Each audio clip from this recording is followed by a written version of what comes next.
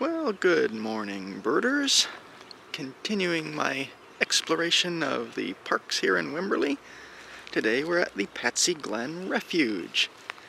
Now this place has a special place in my heart because it's been maintained and created by the Wimberley Birding Society, and it's been here for about 20 years. And I joined the Wimberley Birding Society a little over 20 years ago. So I got to see this place as it was developed, as the trails were cut and stuff was put in here. I got to contribute my part to it, and I got to work with Patsy Glenn and a whole bunch of other people in the Wimberley Birding Society to help create this little place out here. So we'll walk around here, see what birds we can see all the different features of the park, and hopefully we'll encounter some interesting birds. So let's go see what we can find. Now this is the Chimney Swift Tower. This has been here for quite a while, and what it is a gigantic nest box for chimney swifts. See how it looks like a chimney? It's open at the top, so the swifts can fly in there.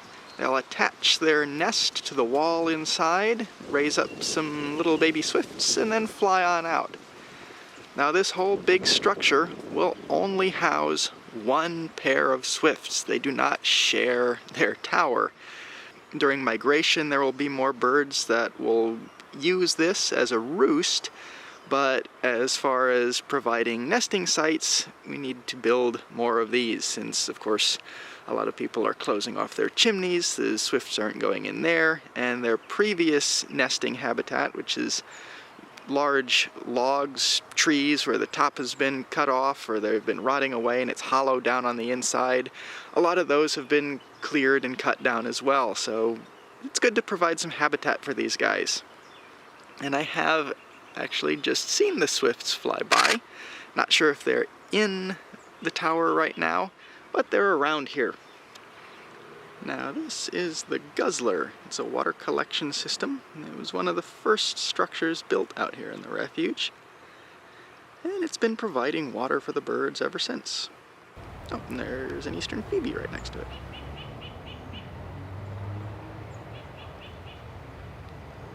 So walking a little further in, you come to a fork in the path.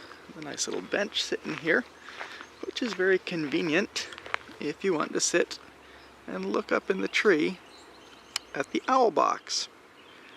I've sat on that bench before and watched the owl come in and out of the box. Doesn't look like he's there right now. Crossing the bridge here, this was an Eagle Scout project.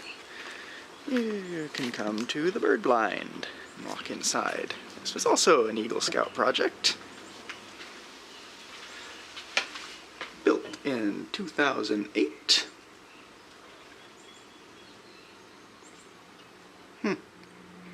Name looks familiar. Inside, the blind has a nice view of a whole bunch of feeders. There's some squirrels on it right now. Very recently, I've added these nice identification plaques in here. Very useful. Got a lot of the common birds that you can see around here.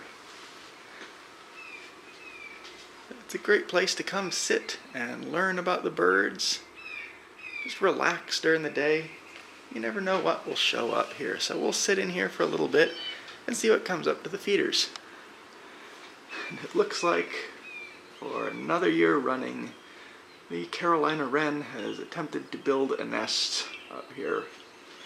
Always creates a mess, and I don't know if they've ever successfully raised a brood because the ledge is a bit too small for them to hold securely on, but they keep trying. And there's the blue jay. Very striking bird, great big crest, bright blue with some really intricate patterning on the wings. Now this is a house sparrow. This is not a native species. It's introduced, but they've spread all across the country, usually in urban areas. This female is somewhat drab. You notice the shape of the bill, it's kind of yellowish. Male's got a little bit more color. black on the throat and a little more russet on the back of the head. Not to be confused with a house sparrow, this is a house finch. Notice the red on the head and breast of the male, a little bit on the rump, very streaky on the flanks, and a little stubby bill. Females and young birds are similarly streaked. They just don't have the red on the head or the throat. They can look kind of like sparrows, but notice the beak shape is different than our usual sparrows.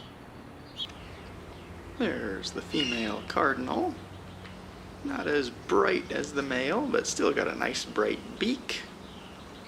And she's got some red coloring on her too. She's still a pretty little bird, and oh, rats.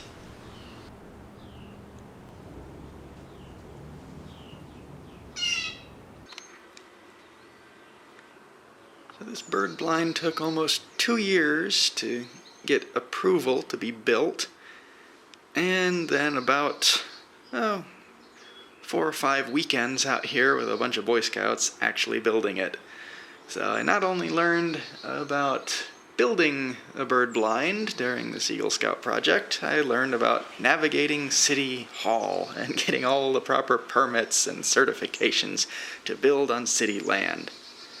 So all around an interesting project, but it paid off in the end, and the blind has been out here for quite a long time. And there comes a cardinal. And here's a recently fledged northern cardinal. Note the beak color.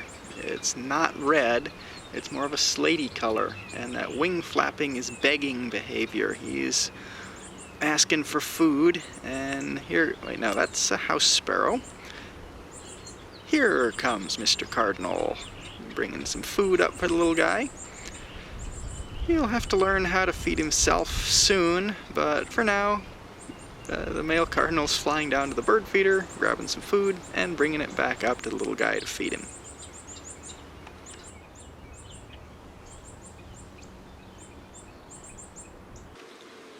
Oh, and there's the bright yellow lesser goldfinch. Male's got that nice yellow all down the belly, deep black back. Go further west and they'll have a little bit more green on the back, but around here they're usually all dark black.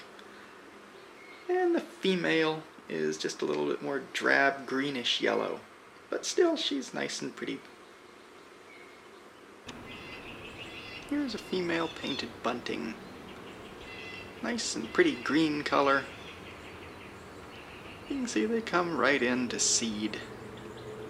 Heard the male singing earlier. It'd be nice if he showed up, but she's still a pretty bird. So now we'll go walk up and check out the field. View of the blind from the side. And a monarch butterfly. So here's the field up at the end of the refuge. It's actually not part of the refuge itself, but you can look out into it. It's usually barn swallows flying around. You can see a couple swallows out there. Sometimes there's scissor-tail flycatchers perched on the bush over there, bare branches. And also, well, some places have an intercontinental bird flyway. Out here, we just have the incontinent bird flyway.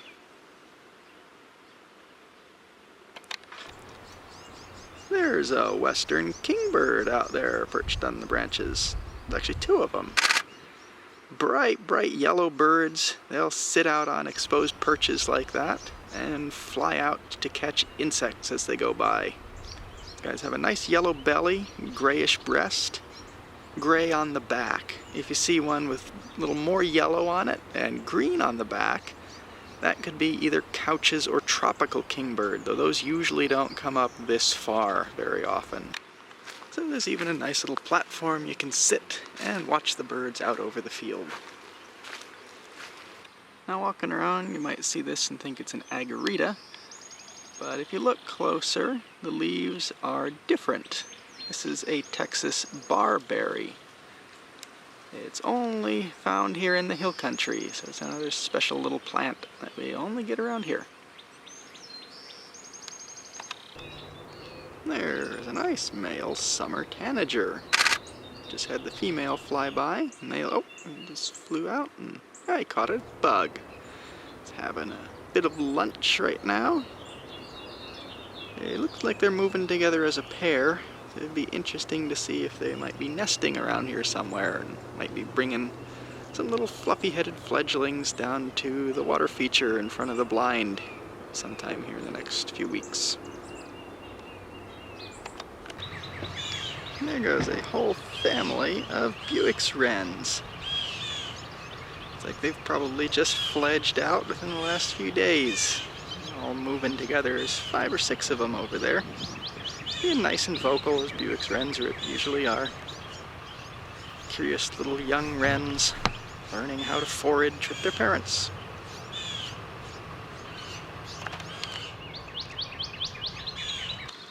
And here's one of the most recent additions to the refuge, a much larger rainwater collection system. As we're putting a lot of plants in, and it needs a lot of water. Now, the refuge is located right here by the Wimberley Community Center. It's closed for now as of this video recording, but when it opens back up, I definitely encourage you to come down here and see some of the birds that can be seen and just enjoy this little park right in the center of Wimberley. Also be sure to check the purple martin house right here in the parking lot. No martins in there right now, but maybe next year they might show up. There has been a Bullocks wren that nested in there. I think that might be where that little flock of recently fledged youngsters might have came from. So that about does it for today. Got some interesting birds encountered there, and I hope you learned a little bit about the refuge down here. We were going to hold a 20th anniversary celebration of the refuge, but sadly other things have gotten in the way of that. But we'll try doing it again in the future once conditions have improved. But until then, I will see you next time, birders.